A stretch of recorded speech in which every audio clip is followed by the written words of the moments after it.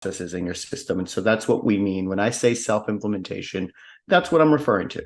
Referring to where your team will do the majority of the heavy lifting, and you may or may not have a guide from another organization, sometimes the publisher or another partner that will be guiding you. Now, why do organizations do this? I mean, frankly, control, right? Who better than your own organization to control a massive project like an ERP? Potential initial cost savings. And what I mean, and I want to highlight that initial cost savings, because it's the cost to get the system running. You're already paying for the license, and what do we need to get it up and running? And of course, because you have in-house knowledge and familiar with your processes, only your team knows what happens in your organization and how you do things, right? So those are usually the reasons, and let's be real with it. A lot of times, one of the main reasons is upfront, the cost looks cheaper, right? So that's one of the reasons that organizations tend to want to go with a self-implementation. What are the cons of it?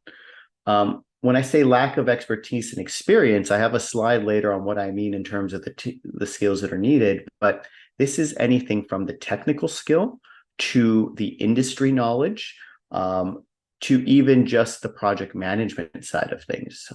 So partners, for the most part, this is exactly what they do. And while your organization is different, there's a lot of similarities between projects that will keep the same. And there's always the uniqueness to your company that's where the experts come in.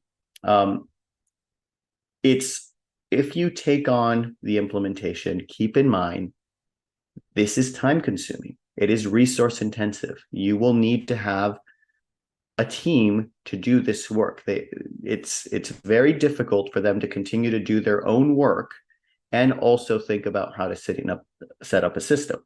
Now, if you have someone dedicated to this is great. It's even better. But keep in mind, you still will need some of your team involved to be able to get this done and get it done right.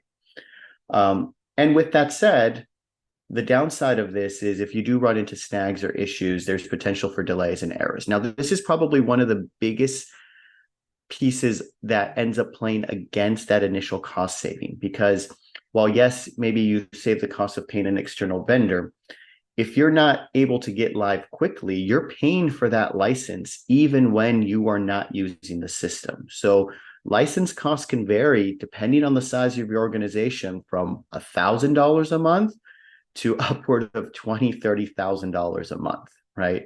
So keep in mind, every month you're not live is another month you're paying for license that you're not getting value out of lately, or you're not able to cut your old systems, or you're not able to, in essence, realize the cost savings right away.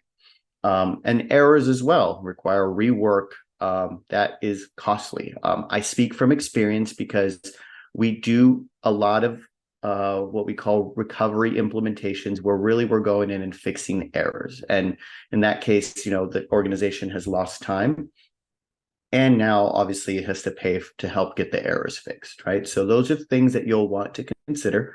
Again, these aren't meant to scare you. There's things that you want to just think about as you're prepping